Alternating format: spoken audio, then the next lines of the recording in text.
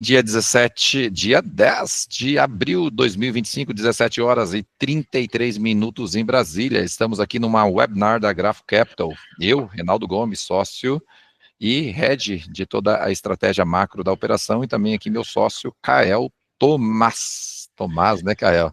Nosso head especialista de fundos e previdência. Nós vamos conduzir esse bate-papo com vocês. Na realidade, quem vai conduzir é o nosso sócio Kael. Eu estarei aqui juntamente com vocês.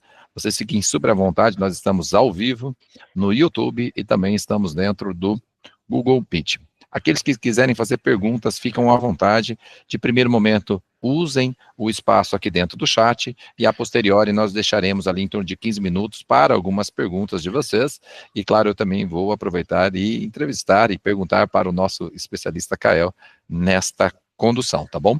Kael, estamos vendo a sua apresentação, seu áudio está excelente, fique à vontade e a palavra é sua. Previsão dessa nossa webinar, 60 minutos, 18h35, 18h34, nós estaremos encerrando, tá bom?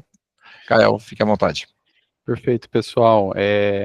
Primeiro, eu queria agradecer pela presença de todo mundo, né, para estar aqui numa quinta-feira, às quase 6 horas da tarde, adquirindo conhecimento, entendendo um pouco mais sobre o mercado.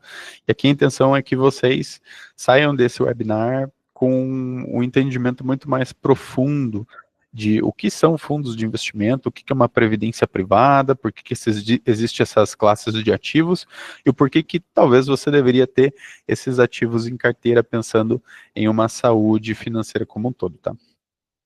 Então, para iniciar, né, deixa só eu dar uma olhada aqui, estamos com 21 pessoas, 21 pessoas aqui, show de bola, pessoal. E aí, qualquer dúvida que vocês tenham, vocês podem levantar a mão aqui dentro desse Meet, tá? Ou mandar pergunta aqui também, que a gente vai estar respondendo nesse sentido. E a gente vai passando aqui. Então, aqui a intenção é que a gente faça uma análise estruturada dos dois produtos e também tem essa análise de pontos relevantes, algumas coisas que você deve se atentar ali, alguns parâmetros também sobre essas classes de ativos, em vista de que são extremamente trabalhadas dentro do mercado financeiro. Então a gente teve um grande crescimento, principalmente no ano de 2024, da área de fundos, né, crescendo ali na casa de 64 bilhões de reais, né, como um todo, de novos aportes nesse mercado. A gente também tem previdência privada ali recebendo 37 bi de novos aportes no ano passado, e é um mercado pujante, é um mercado crescente, é onde a gente vê um bom interesse ali para ter dentro da sua carteira de investimentos, tá? Então, só para que a gente, né, nos apresente, né, talvez nem todo mundo nos conheça, então assim, de forma bem breve, meu nome é Kael Thomas, eu sou sócio especialista aqui dentro da Graph Capital de fundos e previdência, também tem uma carteira de investimentos, né, ali clientes, tem uma trajetória antes da assessoria de 7 anos no mercado comercial, já atuei como gerente também, e nós temos aqui o Reinaldo Gomes, né, que é o nosso sócio-gestor, macroeconomista, um monstro do mercado, mais de 16 anos de carreira, passou por Itaú, passou por Safra, passou por HSBC Premier, né, graduado em matemática e com muitas certificações do mercado financeiro. Então, aqui é um pouco da gente, né, para que vocês também conheçam, se familiarizem com a gente, que está aqui nessa linha de frente na Graph Capital, tá? E seguindo a apresentação aqui, a gente vai começar falando um pouco mais sobre essa classe de fundos de investimento. Então, primeiramente, né, o que é um fundo de investimento de fato, né? Eu vou ler aqui para que vocês entendam, e aqui a gente tem alguns pontos, tá, nessas frases. Fundo de investimento, ele reúne recursos de vários investidores para diversificar investimentos, diluir risco e buscar rentabilidade. E essa gestão, ela é feita por profissionais especializados que se chamam gestores, e eles é que tomam essas decisões de compra e venda de ativos, a depender da estratégia definida deste fundo. Lembrando que cada fundo dentro do mercado de investimentos, ele tem um CNPJ diferente. Então, cada fundo é como se fosse uma empresa mesmo, né?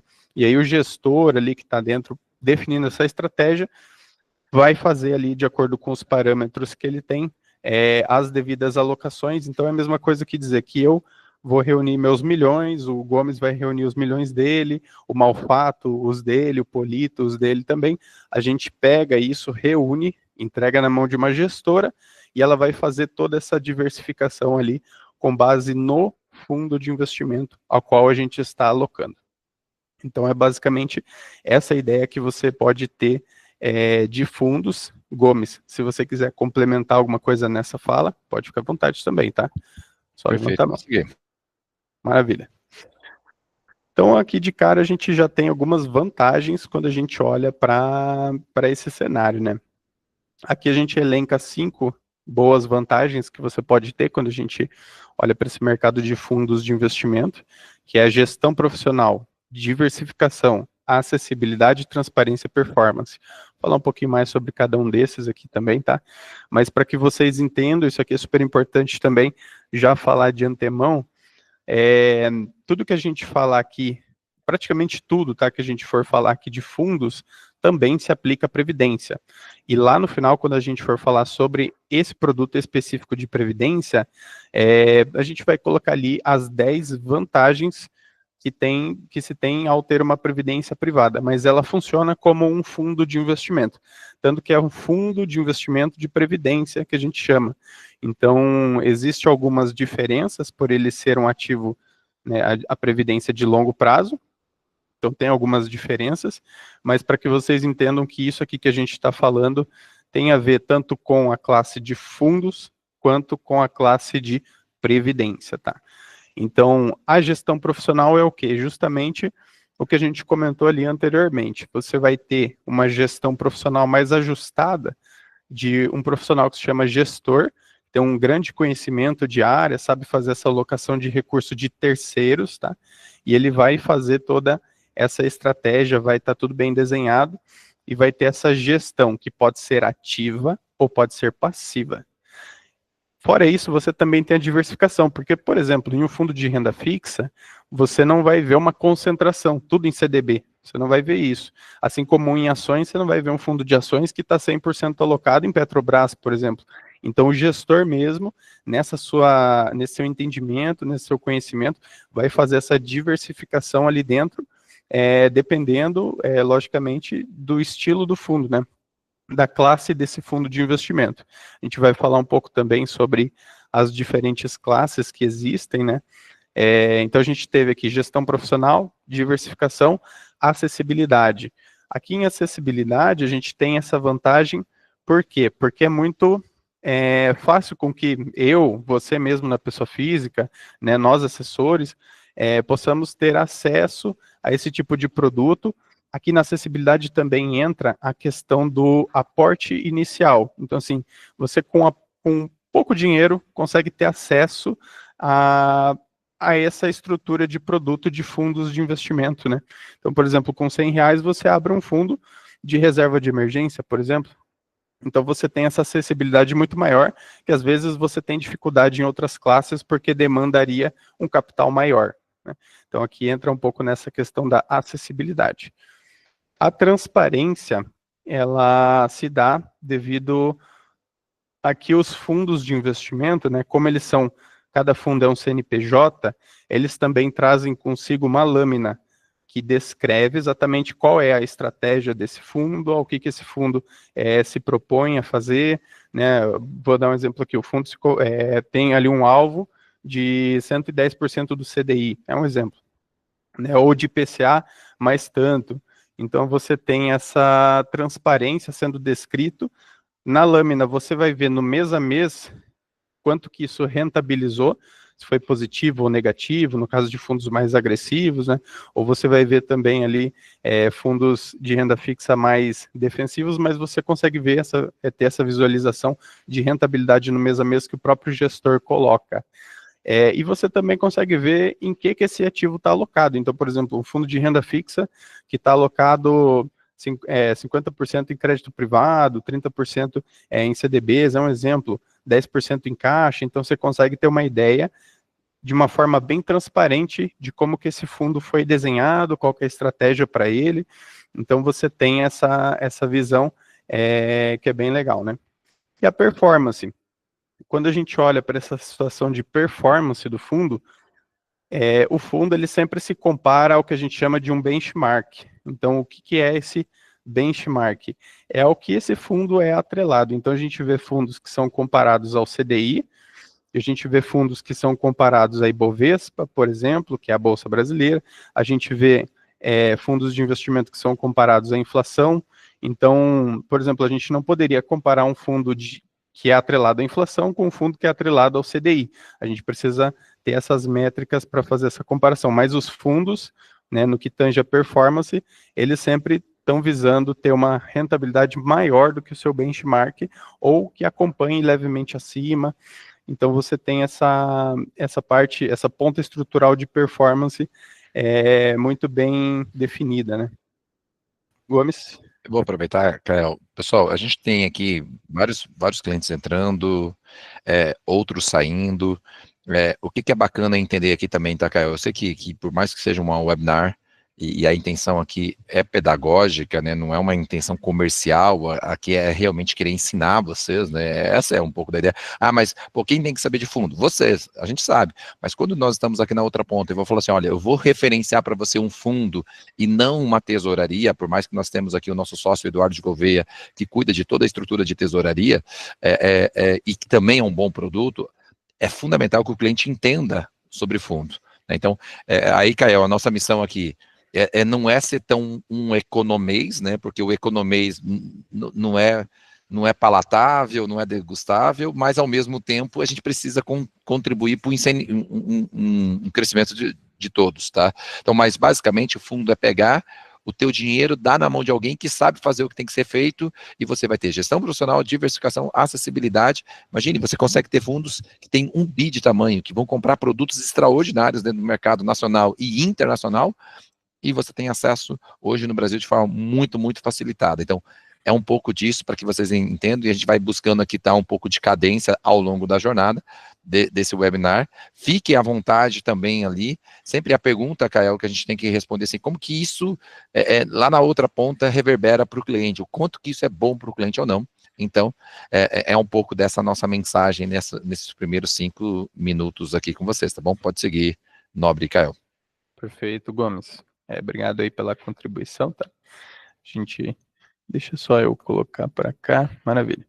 E aí aqui, né, uma pergunta, né, em que momento que eu devo ter essa classe de produto na minha carteira? E aí, como talvez muitos de vocês já saibam, né, a gente tem 4 fases da vida financeira de um investidor. A fase de construção, onde você está iniciando, está montando ali sua reserva de emergência, está estruturando ainda as coisas. A consolidação, onde você já tem um pouco mais de certeza das coisas, já construiu um pouco mais de patrimônio. E lá na frente a gente tem a fase do usufruto, onde a gente deixa de aportar e começa a consumir. E além disso também a gente tem a fase de distribuição, aqui entra muito bem também a previdência privada, tá? A gente vai falar um pouco mais lá na frente sobre isso, mas os fundos de investimento e previdência, né, eles podem ou devem estar presentes em todas essas fases. Então a gente encontra fundos ali que você pode ter em momentos de construção, de consolidação, de usufruto, a gente consegue ter essa dinâmica também. Tá? Seguindo aqui ainda, vou falar aqui os parâmetros dos fundos, né? Eu sei que talvez isso aqui fique um pouco mais economês, né, de se falar, mas é importante que vocês saibam, tá? Algumas métricas que a gente tem nesse tipo de mercado. Então, a gente tem, como eu comentei com vocês, a aplicação mínima, né, que é aquele valor mínimo para você entrar em um fundo de investimentos. Alguns fundos ali R$100, outros são 500, tem fundo que é 5 mil, então depende desse parâmetro também. Cotização e resgate é o prazo que você tem para liquidar esse ativo. Então, vamos supor que ele é um fundo que a gente tem a contagem D mais 30. É o dia de hoje mais 30 dias para que ele caia em conta. Ou D mais 0, que é o dia de hoje, D mais 1. Então, a gente tem essa métrica de prazo de cotização e resgate para entender o quão esse fundo é líquido. Classificação de risco, né? Dentro da XP você vai ver ali de 1 a 100, essa classificação de risco dentro dos fundos de investimento.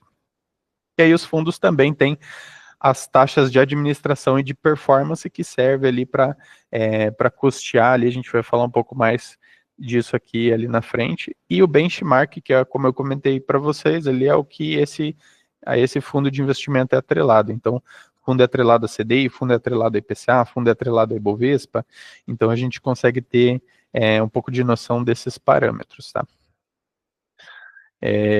Falando aqui de taxa de administração e performance, a taxa de administração ela incide sobre o seu patrimônio líquido, então você vai ter ali 5 mil aportado em um fundo, vai incidir uma taxa ali de administração que o próprio gestor, administrador, custodiante e auditor usam para se custear ali dentro, né? Como cada fundo de investimento tem um CNPJ, tem profissionais atuantes ali atrás, tem um gestor olhando para essa estratégia, tem um auditor, tem o custodiante, tem pessoas envolvidas, eles precisam também ser remunerados, então cada fundo tem uma taxa de administração para fazer justamente toda essa gestão. E todos os fundos você vai ver uma taxa de administração, em todos os fundos, tá? Já a taxa de performance, ela só vai incidir em fundos com gestão ativa, ela segue um conceito que a gente chama no mercado de linha d'água, ou high watermark, né? Em inglês você vai encontrar bastante essa frase, né? O mercado de investimentos costuma trazer bastante jargão em inglês também, né? E ela vai incidir só sobre o valor que excedeu o benchmark. Ele tem uma métrica específica também, né? E aí a gente já entra mais numa fala mais profunda sobre isso, tá? Aqui eu vou falar um pouco mais sobre as classes desses fundos de investimento, né? Algumas das classes que a gente tem. Isso aqui é super importante para que vocês conheçam, vão se familiarizando, né?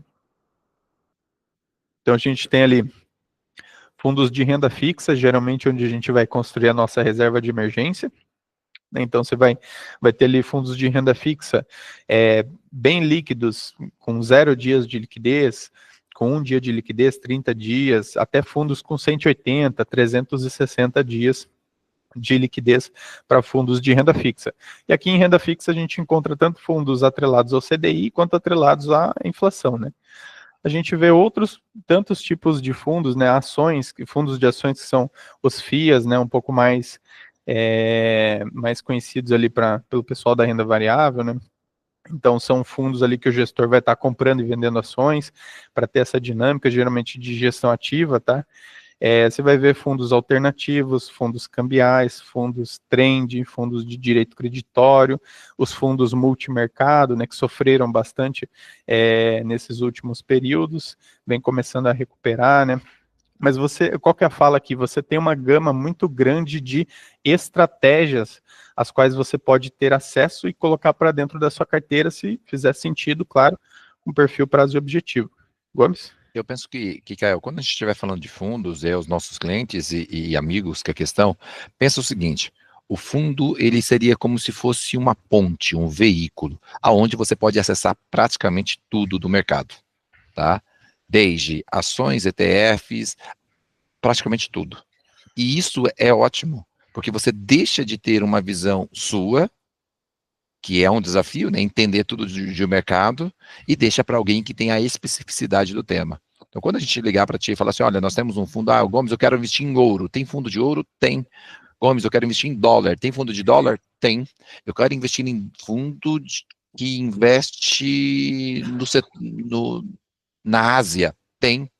Então, assim, você vai ter fundos hoje no mercado com uma multiplicidade de setores e classes, tá? Aqui a gente trouxe algumas das classes, mas basicamente, quando você querer aplicar no mercado financeiro, certamente o fundo vai perpassar por isso, tá bom? Porque ele é um veículo extraordinário e tem acesso a dezenas de classes. Perfeito, Gomes, perfeito. E aqui avançando um pouco mais à frente, né, nós temos o tripé do investimento, que é um conceito aqui que a gente usa bastante dentro da Grafo, né? Então, qual que é esse conceito? É o que o próprio Gomes fala bastante de cobertor curto. Então, o que isso significa? Não tem como cobrir tudo exatamente de uma forma extraordinária. Então, assim, você tem esse tripé: liquidez, rentabilidade, segurança, e aquela coisa, se você precisa aumentar a sua rentabilidade no mundo dos investimentos, possivelmente você vai precisar abrir mão ou um pouco da sua liquidez, ou um pouco da sua segurança. E assim por diante, os fundos também não fogem disso aqui. Então, se a gente está olhando para um fundo de renda fixa Vou dar aqui um exemplo que acho que o fundo de renda fixa vai ser mais fácil de captar essa ideia. Se você está olhando para um fundo de renda fixa, que ele é mais líquido, o que isso quer dizer? Que ele seja D0, ou seja, um fundo mais emergencial, se você precisa desse dinheiro em um dia, eventualmente, clica no botão e ele cai na sua conta, você vai ter uma rentabilidade X. E se você abre mão um pouco dessa liquidez, se você coloca em um fundo de renda fixa também, praticamente na mesma linha de alocação, só que ele é um D30, ou seja, ele tem 30 dias a mais de iliquidez, você tem uma rentabilidade maior, em geral. Tá? Então, esse é o conceito aqui do tripé do investimento, para que a gente sempre esteja atento, tá? Não tem como ganhar de forma extraordinária em tudo. Um fundo que renda 20% de forma líquida e extremamente segura. Isso é utópico, né? Então, a gente precisa ter essa consciência aqui nessa classe de ativos também. Nessa fala aqui do Kael, pode seguir, o tripé de investimento, ele independe do valor. Gomes, eu tenho 10 milhões de reais para aplicar, eu posso levar os 3 ao mesmo tempo? Não pode. Gomes, eu estou começando a aplicar? Não pode. E 3 exemplos bem curtinho. Poupança. Passa o mouse ali. O que poupança tem de positivo? Ela tem liquidez, você tira a hora que quer, nem tem um sempre assim, né? Porque tem que esperar o aniversário, e tem segurança, risco soberano. O que poupança não é bom? Rentabilidade. Você não vai ter rentabilidade em poupança. Absurda, acima do ativo livre de risco de uma Selic da vida. Vou dar um exemplo.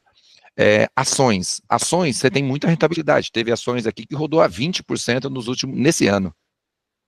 Ações, você tem liquidez. Você tira ela, em 2 dias o dinheiro está na conta. Mas você pode garantir que os 20% que você teve nos primeiros 3 meses vai se concretizar nos próximos 3? Não, você não tem segurança. É o cobertor curto. E ações de tesouraria, que o Eduardo de Gouveia aqui. A gente estava oferecendo hoje CDBs a quase 16%. 16% num CDB é uma boa rentabilidade? É excelente. Tem segurança? Tem. É um ativo defensivo, tá? Risco de crédito, mas tem segurança, não tem volatilidade. Mas o que um CDB não tem? Não tem liquidez. Você não pode resgatar ele a hora que você quiser. Você tem que esperar um vencimento. Então, quando a gente fala de cobertor curto, é isso dentro da estrutura, e fundo, ele também tem um pouco desse entendimento, tá bom? Pode seguir. Fechado, Gomes, fechado. E aqui, dentro dos tipos de reservas financeiras que nós temos, né, então a gente passa aqui por reserva de emergência e oportunidade, que são mais de curto prazo, reservas de segurança e multiplicação, que seria ali o seu médio prazo, né, a reserva de aposentadoria, usufruto e proteção, que seria ali o seu longo prazo. Você encontra um fundo de investimento para cada uma dessas reservas que você consegue ter em carteira ali, para fazer essas reservas, tá? Então, eles estão presentes em todas as fases da vida financeira do investidor, ele pode estar presente, e também dentro de todas as reservas a gente consegue encontrar um ativo que se encaixe nesse mundo de fundos de investimento, tá? E seguindo aqui, isso aqui é super importante, tá, para que a gente entenda, dentro da indústria de fundos de investimento existe o que a gente chama de come-cotas. O come-cotas, eu vou explicar um pouco melhor sobre o que isso significa, mas ele incide em fundos de renda fixa, fundos cambiais e fundos multimercado. Ele incide nessas três classes de fundos, tá? E o que seria o come-cotas? Ele literalmente ajusta o valor, a quantidade de cotas que você tem nesse fundo, seja de renda fixa, cambial ou multimercado, para que se ajuste o IR do período, o imposto de renda desse período. E ele vai incidir sempre em maio e novembro. Em maio, novembro, maio e novembro. Então, se você vê um fundo de investimento de renda fixa, talvez que você tenha na sua carteira, você possivelmente vai ver nos meses de maio e novembro essa cota sendo ajustada pelo Come Cotas.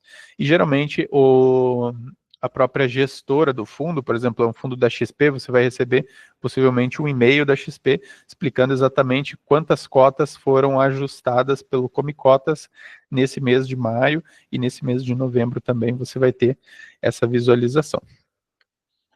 Somando com o conceito de come-cotas, e por que é importante você entender o conceito de come-cotas? Porque quando a gente estiver comparando um fundo de investimento com proposta de longo, suponhamos que seja 10 anos, Ah, Gomes, eu quero aplicar para o meu filho esse dinheiro aqui, eu quero esquecer ele daqui a 10 anos. E esse fundo vai rodar a 105% do CDI. Vai rodar a 105% do CDI. E se você tiver uma previdência que vai rodar também a 105% do CDI, e é uma previdência defensiva. Já já a gente fala da previdência. A previdência, o fundo vai ter, durante 10 anos, 20 como cotas. O que isso significa? Que no final de 10 anos, um fundo a 105% do CDI contra uma previdência a 105% do CDI, a previdência tem mais dinheiro. Porque no meio do caminho não teve uma tomada de imposto de renda. Já o fundo tem, a cada semestre tem. Faz parte do jogo. Nosso governo é assim, faz parte da vida e tem que entender isso. O fundo não é ruim por causa disso, mas quando a gente toma uma decisão de aplicar no fundo, a gente precisa entender o tributo também. E claro, nós, como assessores de investimentos, estamos aqui 100% à disposição para ajudar o investidor para saber qual é o melhor produto, inclusive do ponto de vista tributável, tá bom? Perfeito, Gomes. Vamos seguir aqui. Aqui, né, entrando um pouco mais nessa questão de como roda, às vezes a rentabilidade, isso fica um pouco vago, talvez, né? Então é importante entender que os fundos de investimento, eles também rodam a juros compostos, também rodam a juros compostos. Então, quando a gente tem ali a fórmula dos juros compostos, a gente vê alguns parâmetros, né? O montante é igual ao capital vezes 1 mais a taxa de juros elevada ao tempo. E qual que é o mais importante vetor dessa fórmula? É o tempo aplicado. Então, sempre que a gente está olhando para juros composto, é importante falar que o principal é que você tenha tempo aplicado nesse fundo, tempo aplicado nesses juros compostos, tá? E os fundos de investimento são uma ótima ferramenta para a gente fazer isso, tá? Aqui a gente coloca, né, um gráfico aqui de evolução patrimonial dos juros compostos, né? Então aqui eu tenho a fórmula dos juros compostos em cima, né? A gente tem aqui alguns parâmetros e você consegue identificar essa curva exponencial, é o que você provavelmente já deve ter ouvido falar, o efeito bola de neve, né? Então a gente identifica aqui quanto menor o tempo, menor é esse gap, menor é essa rentabilidade que você vai ter. Logo, quanto maior é o tempo que você tem aplicado nesse ativo, nesse fundo de investimento ou a juros compostos, né? Independente se for um fundo ou uma renda fixa, mas aqui para que vocês entendam aqui, os fundos de investimento também incidem o juros compostos, maior vai ser a rentabilidade do seu dinheiro por conta dessa composição de juros, tendo o fator de elevação tempo, tá? Isso aqui é super bacana. E aqui a gente já entra no conceito de previdência privada. Antes disso, Gomes, acho que é bom abrir para perguntas, talvez, ou quer deixar para o final? Você está com o áudio fechado. 18:02, o Kael foi bem cuidadoso nessa parte introdutória e já gastou ali esses 25 minutos falando de fundo. Então, basicamente, fundo é esse. Gomes, quero fazer uma pergunta, pode usar o nosso chat aqui. E dentro da explicação do fundos, o Kael já entrou na explicação de macroeconomia. Ele falou sobre cotas, ele falou sobre classe de ativos, ele falou de tipos de reserva, ele trouxe o tripé de investimento, então é muito conteúdo. Mas, de qualquer maneira, entenda o seguinte, que fundo perpassa, permeia, faz parte do dia a dia do investidor. O investidor que não tem fundo de investimento é raríssimo aqui dentro do escritório, tá? Ele tem tanto para todos os níveis de reserva dele, ou é um dinheiro de curto, de médio, de longo prazo, vai fazer parte. E é um dos produtos mais comercializados do mercado, tá bom? Mais comercializados do mercado. Então, é um pouco sobre isso. Acho que a gente não entrou ali sobre os riscos dos fundos, né? Falando um pouquinho dessas volatilidades um pouco mais extremas, mas basicamente, se quiser abordar um pouquinho, Kael, que também a gente pode abordar lá na Previdência para falar um pouquinho dos riscos. Riscos de volatilidade, quando nós falamos. Perfeito, Gomes, perfeito. Então, antes de entrar em previdência aqui, o Guilherme Peixoto colocou aqui, por que o Come Cotas, deixa eu do período de investimentos. Deixa eu tentar entender aqui. Quer falar um pouco, quiser perguntar, só ajustar a sua pergunta ali, porque eu também não entendi, tá, Peixoto? Fiquem à vontade para pontuar. Olá, boa noite. Pode falar. Não, a pergunta é a seguinte: por que o Come Cotas e não a tributação ao se obter o ganho de capital no final do período de investimento, como acontece com os outros tipos de Boa investimento? pergunta, boa pergunta. Lá no passado, quando existia a tesouraria, você comprava no CDB e hoje também continua comprando, você vai lá e compra um CDB, ok? Você compra um CDB, só que o governo ele precisa de imposto de renda. O governo cobra a renda de tudo, não é verdade? E o CDB geralmente tem validade de 6 meses, 1 ano e meio, 2 anos, 3 anos no máximo. Você não vê muito um CDB para 5 anos. Então o governo sabe que a cada 1 ano, 2 anos, ele vai lá e vai morder o rendimento no final da operação, 1 ano, por exemplo. Daí ele segue a tabela regressiva. Quando nasce a proposta de fundo de investimento e o cliente poderia agora ficar ad eternamente dentro do fundo. Aquele investidor, em vez de ficar 2 anos, ele poderia ficar 10. Em vez de ficar 10, poderia ficar 20. Em vez de ficar 20, poderia ficar 30. E aí, aonde o governo entra nisso? Vai esperar 30 anos, 20 anos, 15 anos, 3 anos para receber o imposto de renda? Aí o que o governo falou? Eu autorizo as criações dos fundos, autorizado as criações dos fundos, mas no meio do caminho eu quero morder o Come Cotas, eu quero morder o imposto de renda, eu vou morder a alíquota mínima, mas eu quero pegar. Então, por isso que se foi feito esse contexto, para que o governo não fique com o imposto de renda só lá no final, tá bom? Perfeito. E ainda entrando nessa questão do imposto de renda, é importante dizer também que se você efetua um resgate, né, ali independente do período, ele vai calcular ali, você tem aquela alíquota de imposto de renda regressivo para os fundos na hora do resgate também. Então também incide isso na questão do resgate, mas caso não resgate, vai ficar incidindo o Come Cotas ali no período específico, tá? E aí, para a gente entrar aqui em previdência privada, tá? A gente vai começar a falar um pouco mais da previdência. Isso aqui é super importante, tá, pessoal? Porque às vezes a gente vê investidores que estão entrando e eles não têm tanto esse entendimento do longo prazo. E aí fica assim, poxa, o que eu faço no meu longo prazo, né? Será que é ações? Será que é fundo imobiliário? O que eu faço, né? Fundos de investimento? E a melhor ferramenta para longo prazo é a previdência privada. A gente vai expor o porquê disso em 10 vantagens que ela tem, tá, sobre os fundos de investimento, para que vocês entendam. Então aqui eu já deixo de cara logo uma métrica super interessante que a gente veja em uma pesquisa pela Ambima, né, sobre a aposentadoria. Então foram entrevistadas ali as pessoas e se entendido qual que é a idade que geralmente o pessoal pretende se aposentar, né? Planeja se aposentar, e essa idade média é de 58 anos. E só 18% já começaram a se planejar para aposentadoria. 57% não, mas pretende, e 23% não e também não pretende. Então, até por conta do crescimento, eu diria ali de 2024, que teve um grande boom nessa indústria de previdência privada, a gente vê que o brasileiro está acordando um pouco mais, principalmente acho que por entender que existe hoje um rombo previdenciário gigantesco no Brasil, e que isso é um fator super importante também, porque se você não planejar a sua aposentadoria, você está literalmente deixando o seu longo prazo na mão do governo.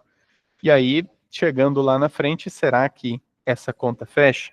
Será que você vai conseguir se aposentar lá na frente? Será que o governo vai custear o seu modelo de vida lá na frente? Né? E os dados que a gente tem também é que a maioria dos aposentados, o que recebem de INSS, a gente até brinca que INSS significa isso nunca será o suficiente, não conseguem, com o INSS, custear o próprio modelo de vida. Então, isso é algo super importante, principalmente para nós, planejadores financeiros, levar para os nossos clientes, trazendo, assim, essa visão de longo prazo para dentro da carteira do investidor. Então, aqui dentro a gente sempre trabalha com curto, médio e longo prazo, e isso precisa estar dentro da carteira do investidor. Isso precisa ser dito, isso precisa ser falado e exposto também, né?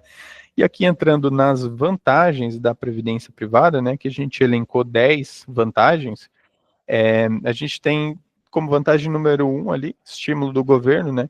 Então, comparado à previdência social, a gente tem algumas leis que favorecem e beneficiam investidores de previdência privada ao longo dos anos, inclusive até algum tempo atrás foi reprovado por unanimidade mais uma incidência de taxa sobre a previdência, né?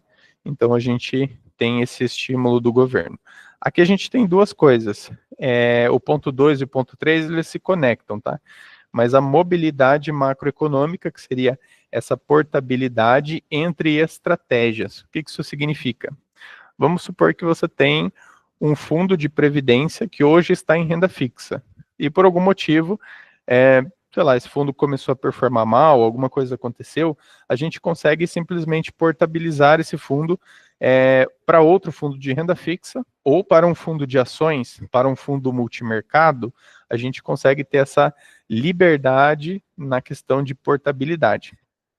E aqui, super interessante que vocês entendam também, quando a gente portabiliza uma previdência privada, e o porquê que isso é uma vantagem tão grande, por exemplo, um fundo de investimento, se nós temos alocação nesse fundo, vamos supor que você tenha 50 mil reais alocados nesse fundo, e você precisa tirar desse fundo porque ele começou a performar mal, por exemplo, e colocar em um outro fundo.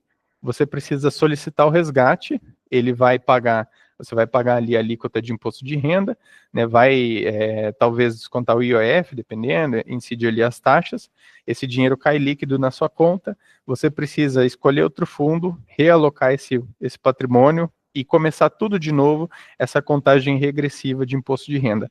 A portabilidade não reseta a contagem, a gente consegue transitar e não paga nenhuma taxa também, então ela tem essas vantagens de mobilidade ali dentro da conta do investidor.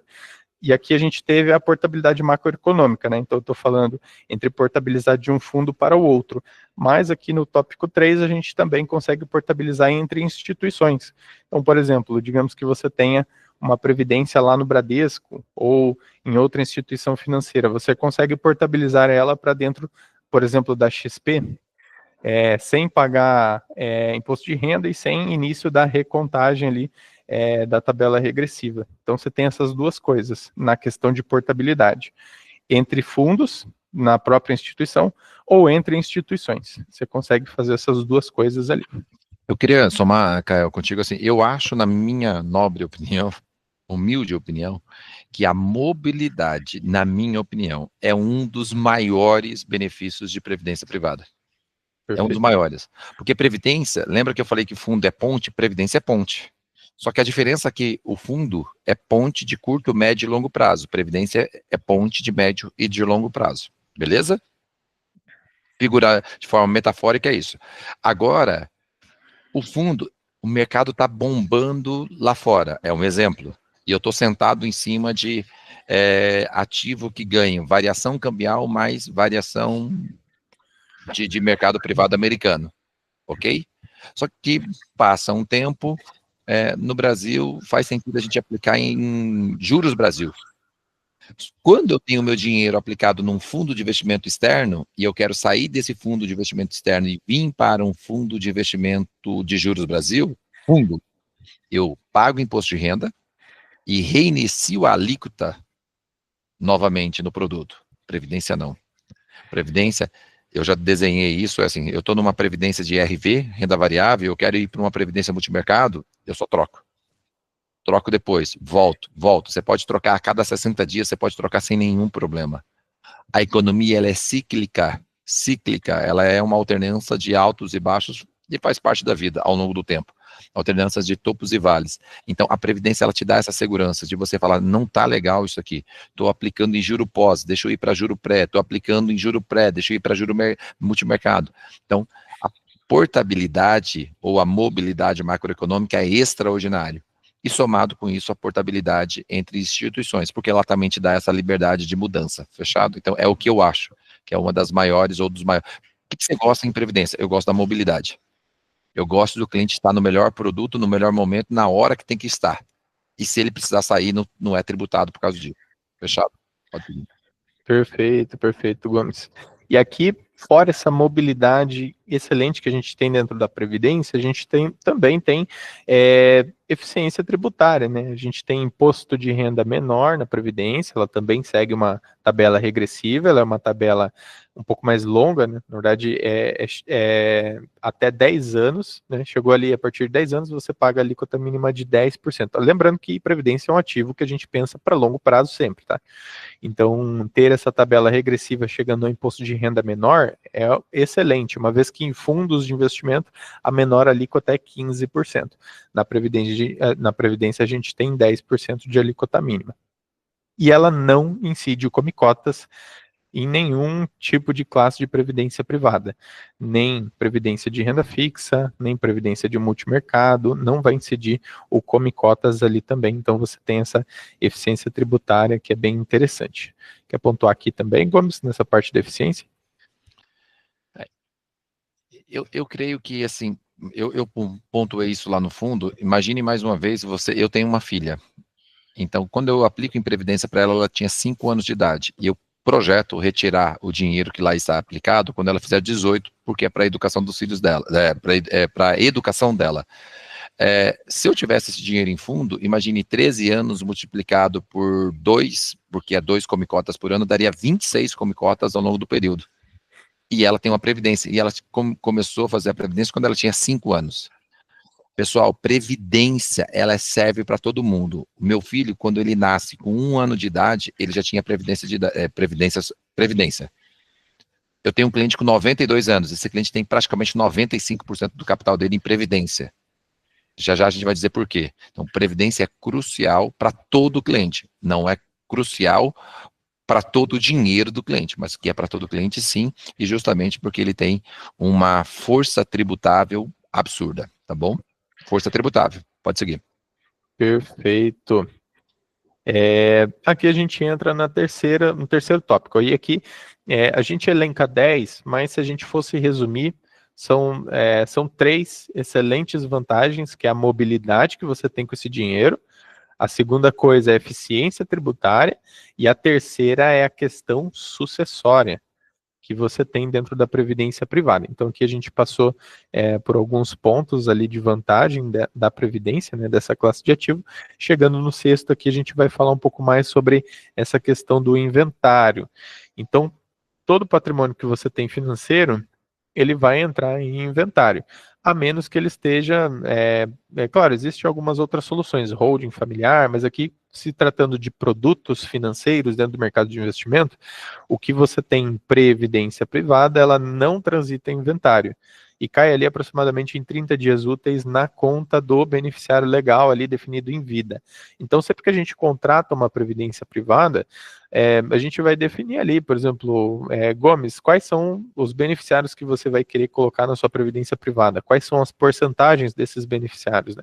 A gente já define ali e ela não vai transitar em inventário. É justamente essa a situação do cliente ali mais de idade, que o Gomes comentou, que tem grande parte do seu patrimônio, quase 100% do seu patrimônio alocado em previdência, para que isso não transite ali em inventário e não gere custos, né, adicionais, porque hoje a gente sabe que pagar o inventário não é nada barato, né? Fechado. Uma coisa que é importante, o Kael mencionou ali, você define em vida, tá bom? E esse cliente meu de 92 anos, ele tem 3 filhos. 92 anos é uma pessoa que viveu muito. Um dos filhos dele faleceu. Ele falou, Gomes, olha, o meu filho mais velho faleceu e eu preciso ajustar os beneficiários da minha previdência. Então, aí o que a gente fez? Tava 1/3, 1/3, 1/3, a gente deixou 1/2, ok? Para os filhos dele. Isso também é importante. Aqui, Kael, se você puder voltar em 1 segundo, volta e depois volta correndo para cá. Lá na fase da vida, nas 4 fases da vida. Nós temos 4 fases da vida. Construir patrimônio, consolidar patrimônio, gastar patrimônio e distribuir patrimônio. Ele colocou ali um senhorzinho jogando dinheiro para cima, né, Caio? Eu colocaria ali um senhor dando, né, distribuindo dinheiro para a sociedade, para os filhos, para as pessoas que a gente ama. Eu, como pai, eu quero cuidar dos meus filhos, abençoá-los ao longo da vida, e se eu tiver condições, eu gostaria de deixar um patrimônio para as pessoas que eu amo. Se eu tiver condições. E se eu não tiver, tudo bem, vou gastar tudo em vida. Mas hoje, quando você pensa em sucessão patrimonial, é muito melhor você pensar e fazer um planejamento estratégico, pode voltar lá, Kael, e fazer isso em vida, do que você dá para o governo. Um dia um cliente falou para mim o seguinte: Gomes, se eu morrer, meus filhos que se virem. Já dei educação, já dei tudo. Aí o paizão bonitão não pensou na sucessão patrimonial. Tudo bem, os filhos vão ficar com alguma parte, mas sabe quem vai ser a contraparte disso? 2, advogado e governo. Pô, é muito melhor deixar para um filho e programar o seu planejamento sucessório para o seu filho, para o beneficiário, para uma ONG, para um hospital, para alguma coisa, do que você deixar isso na mão de um governo ou com custos advocatícios. É isso que eu penso, então por isso que Previdência também é uma excelente ferramenta para isso, tá? Pode seguir, Kael. Fechado, Gomes. Nada contra os advogados que aqui também estão presentes. Nada contra, nada contra. Maravilha, vamos lá. E aqui a gente tem a livre escolha, né? Até 50%, a gente tem que se atentar à lei de menção, mas justamente essa questão de para quem você deixará e você consegue escolher essas porcentagens. Então o Gomes comentou ali, né? Um dos filhos dele faleceu, então é de um terço, um terço, um terço, a gente só reajusta isso, a gente pode ir reajustando quem são os beneficiários, quais são as porcentagens ao longo da jornada também. Né? Então a gente incluir novos beneficiários, talvez tirar algum beneficiário, a gente consegue ter essa dinâmica também dentro da Previdência, tá? E ela é livre de TCMD em alguns estados, então aqui a gente também tem mais um ponto atrelado a essa parte tributária, né? Interessante. A gente também tem essa vantagem aqui, deixa eu ver aqui o que o Guilherme colocou. Enquanto o nosso nobre Kael está pontuando, eu acho que isso é um dos benefícios que daqui um pouco vai ser mordido, tá bom? Só que assim, pessoal, tudo tem que passar em Câmara, tudo tem que passar em Congresso. Por que Previdência é difícil? E aí redobrem a atenção nesse sentido. A Previdência é um mecanismo onde quem se preocupa no presente incomoda menos o governo no futuro. Quem é que pegou? Exato. Beleza? Quem se preocupa no presente incomoda menos o governo no futuro. Imagine se o governo vai querer atrapalhar quem está querendo não atrapalhar ele no futuro. Quanto mais pessoas que têm previdência privada, Paulo Guedes, quem lembra do programa de governo dele? Ele queria deixar compulsório uma previdência privada, independentemente se era funcionário ou não. Tem países no mundo, não sei se alguém quiser aí, um dos nossos sócios aqui, pesquisa qual país no mundo que existe previdência compulsória, tá? Não é errado ter previdência compulsória, ok? Mas aqui no Brasil é facultativa. Seguindo, se eu tenho um ativo que vai beneficiar o brasileiro no longo prazo e ele incomodará menos o governo, eu acho que o governo vai mexer bem pouquinho, se mexer no ITCMD. Pessoal, a proposta do Paulo Guedes na época, e vai voltar aqui daqui um pouco em alguém, era tributar o imposto sobre transmissão de causa-morte de doações entre 15% a 25%. Tem países como Estados Unidos que pode chegar até 45%, França 30%, 40% de ITCMD. O Brasil é 8%, e é o país da taxação. Então, qual é a discussão aqui? Fiquem atentos. Você tem dinheiro em fundo de investimento, tem dinheiro em ações, tem dinheiro, salvo se estiver numa holding. Se não fizer, se tiver algum advogado aqui, nos ajude a compartilhar. Se não fizer realmente um estudo tributável, você vai deixar muito dinheiro na mesa. E a Previdência é isso. Quando tem dinheiro em Previdência e transmite isso para os seus herdeiros, você não paga o ITCMD em alguns estados, em outros estados o ITCMD segue a normativa, mas a grande maioria você não paga, no Paraná inclusive você não paga. Perfeito, Gomes. O pessoal está perguntando aqui sobre parentesco para beneficiários de previdência. Não precisa Acho que nem a próxima você responde ali, no 9 você vai responder isso. 9? Perfeito, tá. Avançando aqui, tá. Ali... não, deixa eu ver, qual que é o 10º que você colocou? 9 e o 10º a gente tem aqui, o abatimento... Não, então volta no 8. Então, voltando aqui. Você tem, qual é a regra? Estranho, Caio. Qual que é o 7º que você deixou, perdão? O 7º, aquele livre escolha. É isso aí. Então aí está a resposta, perdão. A livre escolha está aqui. Eu tenho que deixar, por força de lei, até 50% os herdeiros legais, que são direito à meia-ação. Fora isso, eu posso deixar para quem eu quiser, ok? Para quem eu quiser. Posso deixar para uma...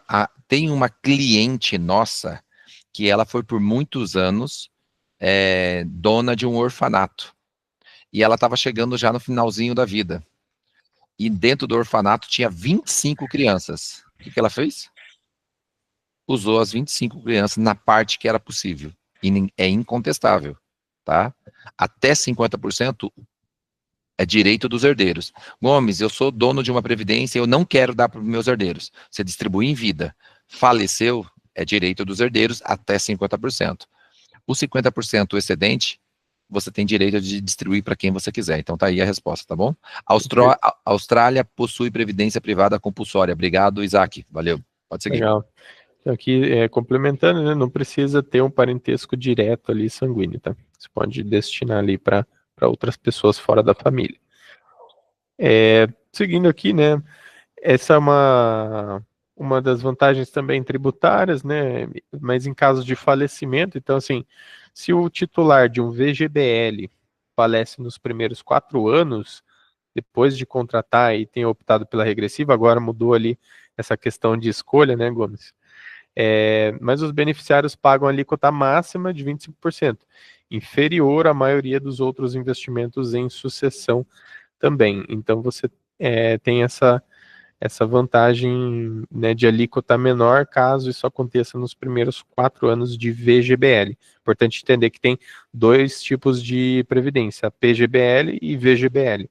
Dentro da VGBL você tem essa vantagem, né, e a gente também tem mais uma vantagem que a gente vai falar um pouco mais sobre a PGBL logo em seguida, mas se quiser complementar alguma coisa aqui, Gomes, se você achar que tá tranquilo, eu vou seguir. Fechado.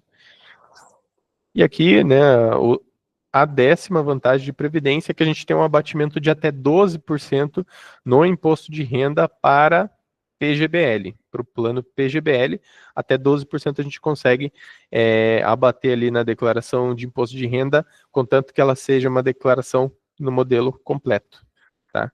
Então, a gente tem mais aqui um ponto de eficiência tributária. Então, lembra que a gente falou os 3 principais pontos: você tem uma mobilidade interessante com esse dinheiro da Previdência, você tem eficiência tributária, a gente passou por vários pontos, né, falando sobre isso, e você também tem essa questão sucessória de transição de capital, que é muito interessante. Então, são três pontos assim fortíssimos da Previdência, e aqui a gente desmembra isso em 10 pontos que trazem essa vantagem, tá? E aí, só, se quiser complementar sobre isso, eu tenho mais alguns outros pontos para falar de Previdência que é legal de expor, tá? Beleza, vamos fazer isso sim. 18h26, nós temos mais 8 minutos de call, mantendo ali o cuidado com o horário, né? Não vou manter a pontualidade britânica, porque nós não a possuímos, né? Somos brasileiros, a gente passa um pouquinho e sai um pouquinho, mas é só um pouquinho. Previdência, o abatimento de 12%.